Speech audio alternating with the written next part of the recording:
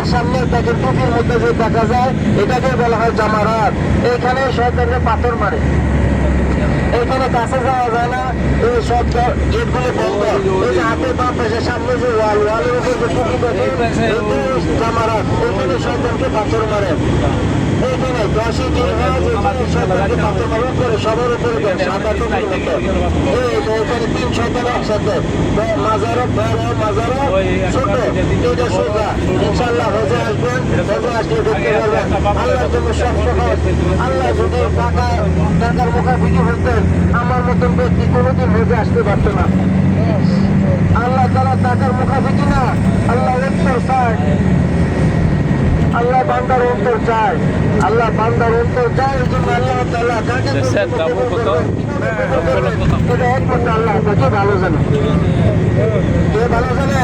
একমাত্র আল্লাহ ভালো জানে। আল্লাহ কাকে কিভাবে কবুল করছেন, কার আমল কিভাবে আল্লাহ কবুল করবেন, কাকে কোন সিলে মাফ করবেন, এটা একমাত্র আল্লাহ তাকে ভালো জানে।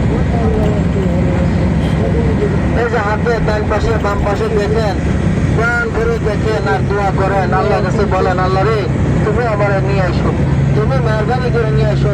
কত অর্থ সম্পদ ওয়ালা করে